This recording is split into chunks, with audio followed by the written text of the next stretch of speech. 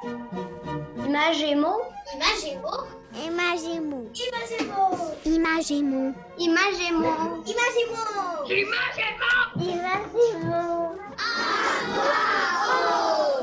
Bonjour, c'est Marie Lalande au micro d'Imagemo à voix haute, épisode du 16 octobre 2022. Aujourd'hui, en première partie, à Dis-moi ce que tu lis, je reçois Isabelle Montesino-Gelais, co-directrice du Centre de diffusion et de formation en didactique du français de l'Université de Montréal, professeure et chercheuse en didactique et co-rédactrice de la revue périodique Le Pollen. Ensuite, on écoute Laurence Letourneau-Pilon de la librairie Le Sentier qui nous présente ses coups de cœur de libraire, des livres dont vous êtes le héros. Et en fin d'émission, je vous présente quelques actualités rares afin de faire des liens avec les actualités littéraires, les livres qui sortent et des événements littéraires qui se vivent tout près de chez vous. Encore aujourd'hui, tout plein de livres et de choses à découvrir sur la littérature jeunesse. Bonjour, je m'appelle Morgane et j'ai 9 ans. J'aime lire à voix haute parce que j'aime partager ma lecture. Dis-moi ce que tu lis. Dis-moi ce que tu lis, c'est le moment privilégié de l'émission où on rencontre des gens qui lisent des livres jeunesse. Aujourd'hui, on rencontre quelqu'un qui lit et qui fait lire les livres jeunesse. C'est avec un grand plaisir que je reçois Isabelle Montesino-Gelais. Bonjour et bienvenue, Isabelle. Bonjour Marie. Ah, Isabelle, on vous présente aux auditeurs d'abord, si vous voulez, vous êtes connue des enseignants et des enseignantes, surtout en fait, mais beaucoup, parce que vous formez les étudiants et les étudiantes en éducation. Vous êtes professeur titulaire à la Faculté des sciences de l'éducation au département de didactique du français de l'Université de Montréal depuis 1999. Vous avez participé à plus d'une vingtaine de recherches en didactique de la lecture et de l'écriture. Vous avez également publié plusieurs ouvrages à propos de lecture et d'écriture. C'est un grand honneur de vous recevoir à Imagemo à voix haute, Isabelle. Merci de m'accueillir. Et c'est vraiment un grand plaisir. J'aimerais beaucoup qu'on parle de ce que vous avez créé avec votre collègue Marie Dupin de Saint-André, c'est-à-dire le périodique Le Pollen. Qu'est-ce que c'est, Isabelle, Le Pollen, et à qui ça s'adresse, ce périodique? Oui, alors Le Pollen, c'est une revue numérique professionnelle qui est centrée sur le recours au réseau littéraire pour enseigner au primaire. Un réseau littéraire, c'est un regroupement d'œuvres qui est accompagné de nombreuses activités de manière à les faire vivre en classe. Cette revue, elle est née de notre volonté, à Marie Dupin de Saint-André et à moi, d'offrir une ressource qui permet aux enseignants de se former à l'usage de la littérature jeunesse en classe et aussi de disposer de nombreux exemples de réseaux littéraires avec des visées variées, tant pour développer les compétences en français que pour intégrer différentes matières. Notre premier numéro est paru en mars 2012, ça fait donc 10 ans. Bravo, bon anniversaire. Merci beaucoup. Et en fait, depuis un certain nombre d'années, il y a 3 parutions par année. Une en avril, une en septembre et une en décembre. Le numéro 38 vient de paraître en septembre. Oui. C'est assez dodu comme genre de numéro. Il compte 330 pages. Oui, hein, ça, c'est une grande différence. Dans les 10 ans, là, cette revue-là, elle a pris du coffre, hein? Tout à fait. On a de plus en plus de collaborations. On développe de plus en plus les réseaux que cette revue comporte pour les rendre clés en main, faire en sorte que ce soit des ressources vraiment faciles à utiliser. Donc, chaque numéro, sont centrés sur des réseaux littéraires. Donc, par exemple, dans le dernier numéro, il y en a un pour le premier cycle qui s'articule autour d'œuvres d'Élise Gravel. Pour le deuxième cycle, il est question de la voix d'André Poulain. Pour le troisième cycle, il est question de l'univers de l'illustratrice Justine Brax, qui sert en fait de déclencheur à des projets d'écriture. Et il y a aussi une grande variété de chroniques, des chroniques sur les romans, sur la grammaire, pour les élèves en difficulté, sur le vocabulaire, sur l'oral. On donne aussi des outils pour mieux comprendre comment analyser la littérature jeunesse. On aborde des dispositifs d'enseignement particuliers. Il est également question de documentaires, de bandes dessinées, de la question de la diversité et du français langue seconde. Et en plus, on a plein de partenaires. Donc, on a Communication Jeunesse, Biblius, Le Ligné. Et pour notre plus grand plaisir, il y a aussi les chroniques de Marie B qui sont de retour. Et cette fois-ci, elles sont publiées en collaboration avec votre émission de radio. Oui, oui donc, c'est... Dans ce numéro-ci, Marie, elle parle de la lecture comme d'un acte de résistance dans un très beau texte. Oui, un très beau texte qui a été publié dans une des émissions de l'an dernier.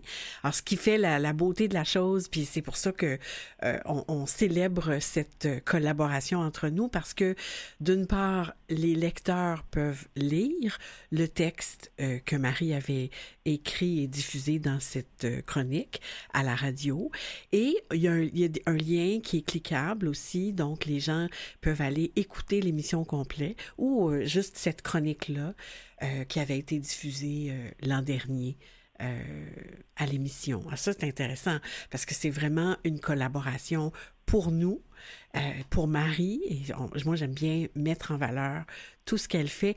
Dites-moi, Isabelle, pourquoi vous l'avez nommée Le Pollen, cette revue numérique? En fait, c'est une référence à la citation d'un philosophe chinois qui s'appelle Lin Yutang, qui a écrit un très beau livre en 1938 qui s'appelle L'importance de vivre. Et dans ce livre, il estime qu'un auteur favori ou un amour littéraire, c'est le pollen d'une âme. Oh, wow! L'image c'est beau. C'est vraiment très, très beau comme image. Et revenons donc à le pollen. Comment on y a accès à cette revue numérique-là? Comment on fait? Ok. C'est une revue donc, qui est hébergée sur le site du Centre de diffusion et de formation en didactique du français du département de didactique de l'Université de Montréal. Donc, dans le fond, si on met Pollen, Université de Montréal, on va tomber sur la page d'accueil et le Pollen en tant que tel, c'est une revue numérique, donc c'est un document PDF auquel on a accès en payant un abonnement à partir de la page d'accueil. Le tarif individuel annuel s'élève à 45 $. Donc comme je l'ai dit tout à l'heure, la revue est très dodue, il y en a 3 numéros et chaque numéro fait entre 300 et 400 pages. Donc 45 $ pour le tarif individuel, 40 $ pour les étudiants. Il y a aussi des tarifs spéciaux pour des achats groupés, par exemple pour les écoles, pour tous les enseignants d'une même école, c'est un tarif de 440 $ par année. Et sinon, il y a aussi des articles ou même des numéros intégraux qui sont disponibles à la pièce. Ah ben, alors, c'est vraiment pas cher payé pour tout ce qu'il y a là-dedans. Effectivement, c'est une ressource inestimable. On faisait référence à Marie Barguerdjian tout à l'heure, donc qui va publier ses chroniques dans la revue cette année. J'aimerais revenir à ce manifeste que Marie a écrit qui s'appelle « On a tous besoin d'histoire » et qui est aussi partenaire, je pense, du Pollen. Dans « On a tous besoin d'histoire », il y avait cet engagement pour faire... rendre la littérature jeunesse plus accessible. Et puis, on demandait aux journalistes, aux gens qui écrivent, aux politiciens, aux éducateurs de se positionner. Alors, ça va dans ce sens-là de ce qu'on a tous besoin d'histoire voulait mettre de l'avant. Dites-moi, Isabelle, dans un autre ordre d'idées, il y a de plus en plus de place dans les classes aujourd'hui pour les albums ou en général les livres pour la jeunesse, par opposition aux cahiers d'exercice ou même aux collections utilisées par les enseignants. Vous les voyez, vous les enseignants, vous les côtoyez. C'est quoi la place qu'on fait aux vrais livres dans les classes? Alors, c'est vrai qu'il y a un réel engouement ces dernières années envers le recours aux œuvres littéraires en classe. Par contre, puis en fait, on comprend bien pourquoi. Parce que, dans le fond, des œuvres littéraires, ça suscite un plaisir esthétique. Des œuvres de qualité, ça suscite ce genre de plaisir. Mais aussi, c'est une source d'apprentissage extrêmement précieuse. Parce qu'à travers des œuvres, on a accès à des auteurs qui sont éloquents, qui utilisent une langue de qualité. Donc, on peut faire des apprentissages à propos de la langue, le vocabulaire, la syntaxe, la rhétorique, etc. On fait des apprentissages aussi par rapport au monde, en raison des nombreux repères culturels que les œuvres comportent. On apprend énormément sur les relations et sur les autres, et sur la régulation des émotions. En raison de l'empathie fictionnelle, que l'on ressent comme lecteur envers les personnages. Et du fait que ça nous donne l'occasion de prendre de la distance sur les éventuels conflits, sur la manière de les résoudre, etc.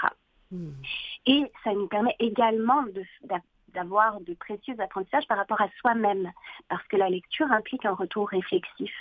Et la lecture met en scène les œuvres, met en scène des valeurs. Et évidemment, bien, on se définit en réagissant aux œuvres. Ouais. Donc, il y a un engouement, puis on le comprend bien. Ouais. Par contre, baser son enseignement sur l'usage d'œuvres littéraires, c'est très difficile. Oui, c'est ça. C'est très difficile parce qu'il faut une vaste culture littéraire pour choisir des œuvres qui vont être adaptées à ses intentions pédagogiques.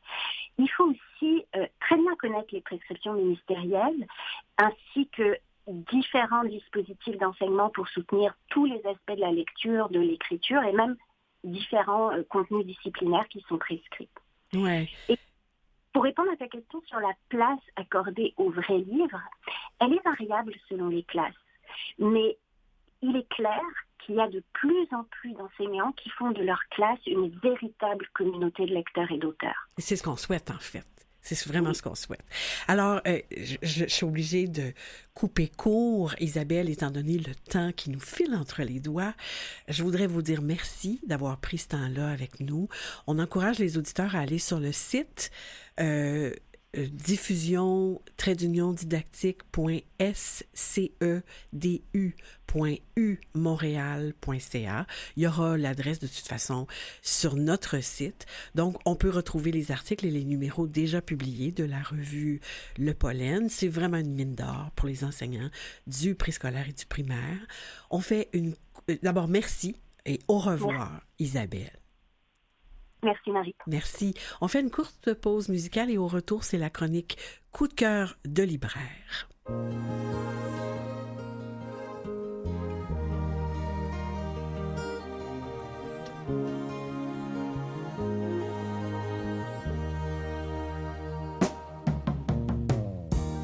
De temps à autre un copain, de temps en temps un ami dans ma vie. Mon frère, qui revient quelquefois, séjourner dans ma tête, qui me prend par la main quand j'en ai besoin. Mon frère, il est parti un matin, en disant maintenant c'est toi le plus grand, comprends-moi, je m'en vais dans la vie. 1 sur 3 milliards, j'ai changé mon pied de lit pour un quai de gare, et j'ai laissé le temps passer. De temps à autre un copain, de temps en temps un ami dans ma vie. Mon frère, qui revient quelquefois, séjourner dans ma tête, qui me prend par la main quand j'en ai besoin. Mon frère,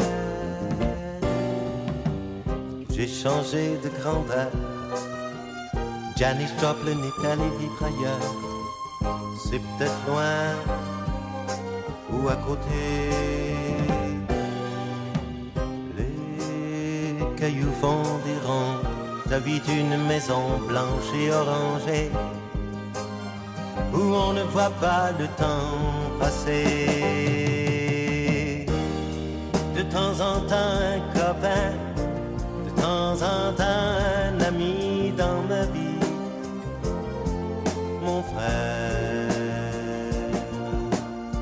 qui revient quelquefois, séjourner dans ma tête, qui me prend par la main quand j'en ai besoin. Mon frère,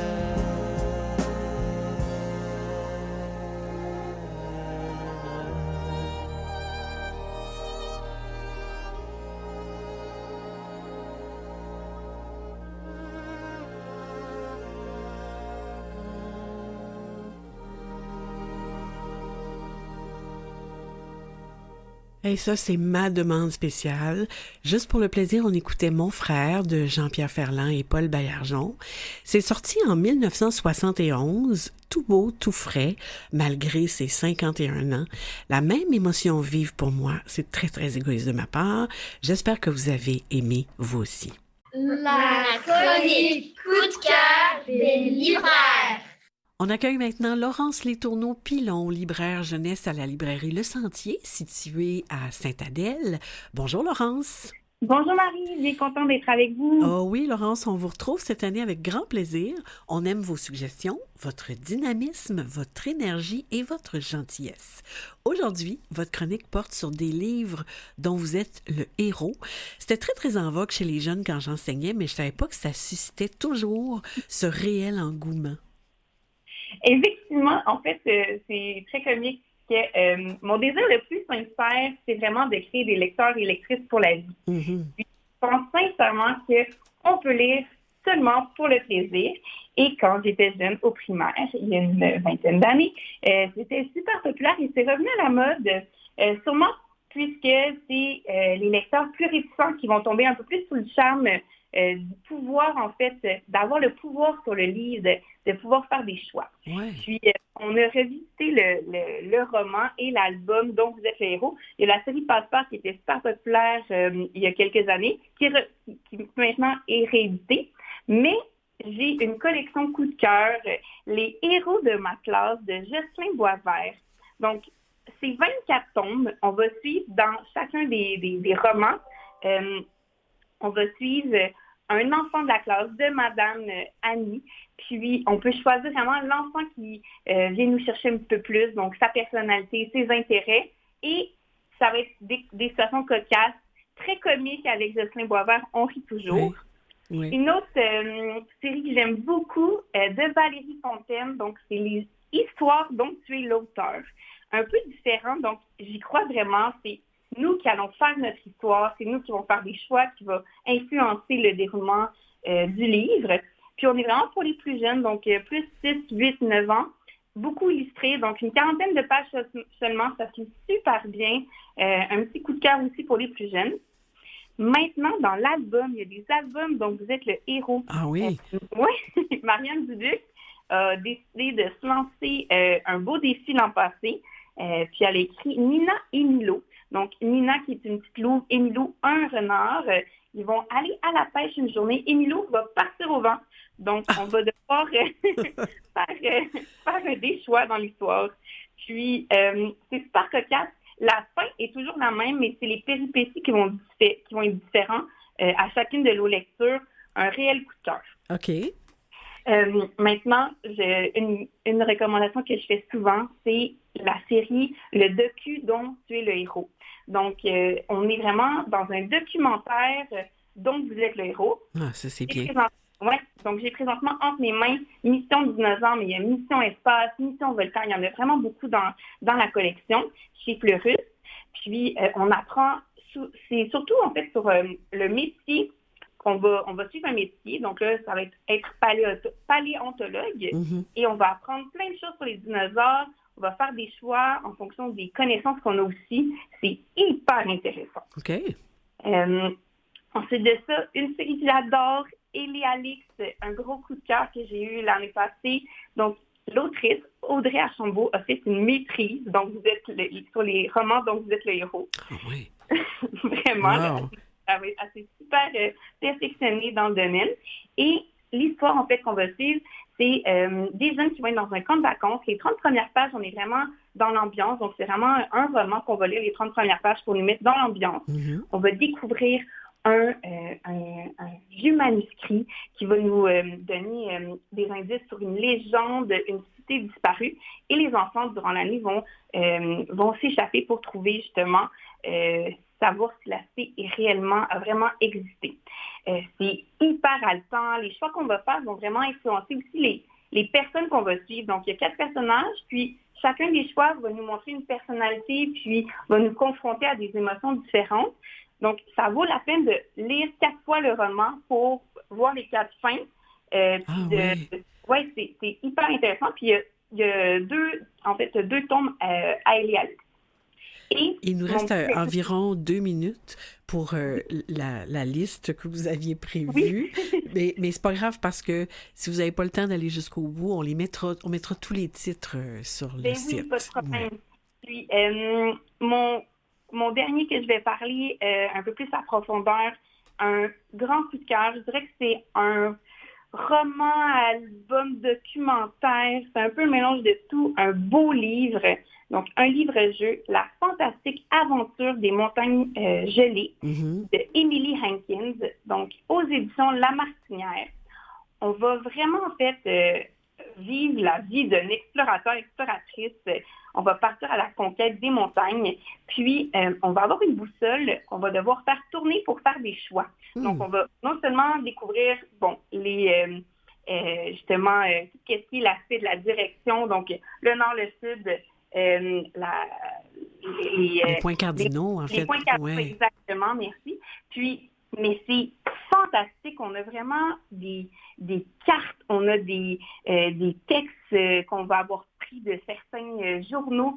C'est un magnifique livre à avoir sous ses mains. Un très beau cadeau à offrir à Noël ou à un anniversaire. Là, c'est magnifique, ce livre-là.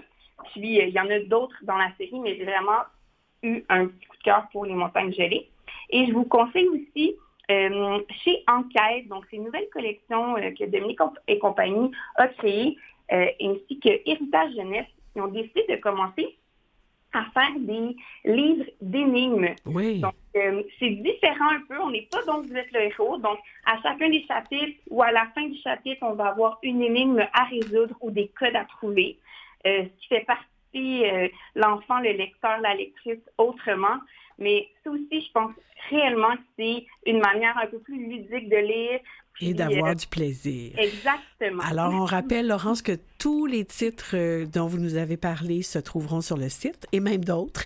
Je vous remercie, chère Laurence. Au plaisir d'une prochaine chronique. Parfait. Au revoir.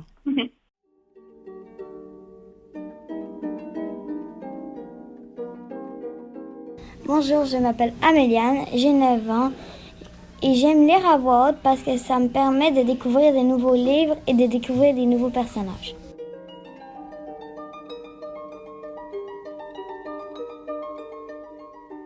Les actualités rares. Dimanche prochain, le 23 octobre, à Marie raconte, je lis Un ami lumineux de Simon Boulris et Marilyn Fauché des éditions La Courte Échelle. Les parents de Ludo viennent de se séparer. Quand il va chez son père, Ludo habite en ville. Mais il préfère la campagne où sa mère est restée et où il a ses amis.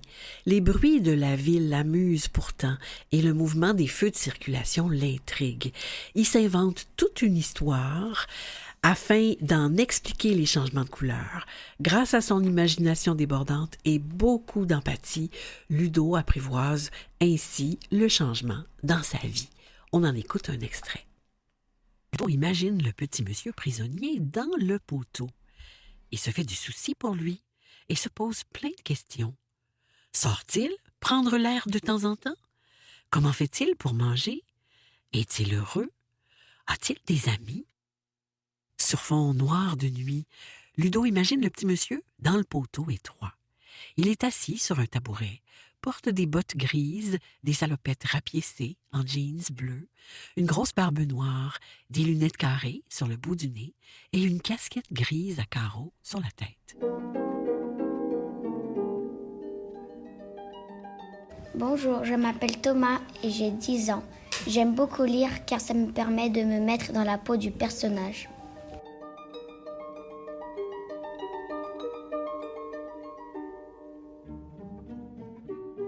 Le plus récent numéro du magazine trimestriel CJ pour Communication Jeunesse, Qu'est-ce qu'on lit est en ligne. On y retrouve la fameuse sélection CJ ainsi qu'une foule de contenus en lien avec la lecture chez les jeunes et les auteurs, les autrices du livre d'ici. Bonjour, je m'appelle Léa et j'ai 9 ans. J'aime lire à voix haute parce que ça permet de m'exprimer.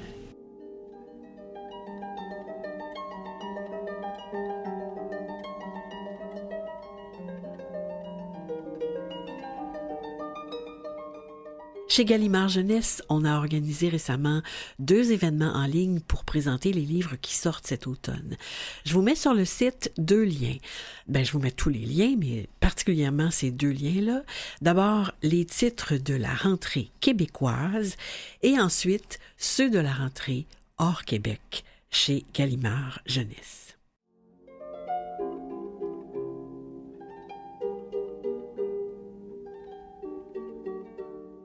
Je m'appelle Ekaterina, j'ai 10 ans et j'aime lire parce que cela me permet de regarder un film dans ma tête.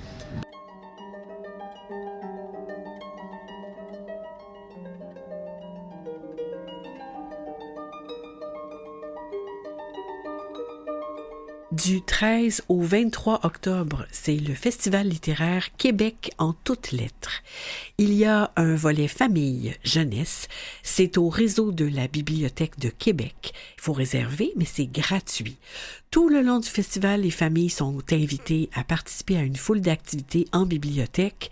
Au menu, rencontre avec l'autrice des Dragouilles, Karine Gotteau, tant à conte et plusieurs autres propositions. Plus d'infos sur le site. Bonjour, je me nomme Anaya, j'ai 10 ans et j'aime lire car ça m'inspire dans plusieurs trucs dans la vie.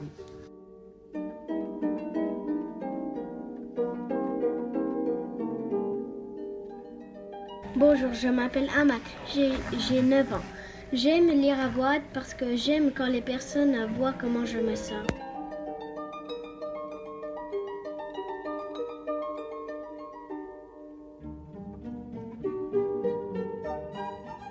Du 20 au 23 octobre, c'est le Salon du livre de Dieppe au Nouveau-Brunswick. Plusieurs activités se déroulent au Centre des arts et de la culture de Dieppe et dans les bibliothèques. C'est gratuit pour les enfants, les étudiants et les étudiantes. Programmation complète sur le site. Et je vous rappelle que vous trouverez tous les liens mentionnés sur le site de l'émission.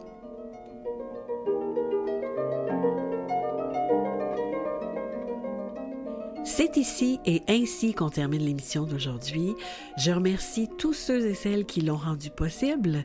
Isabelle Montesino-Gelais, professeure à l'Université de Montréal, chercheuse en didactique et co-rédactrice de la revue périodique Le Pollen. Laurence Letourneau-Pilon, libraire jeunesse à la librairie Le Sentier à Sainte-Adèle. Michel Brûlé au soutien à la recherche, Mathieu Tessier en régie et au montage et Jean-Sébastien Laliberté, chef diffusion technique, mise en onde. Voilà, on se retrouve dans 2 semaines. Bonne lecture!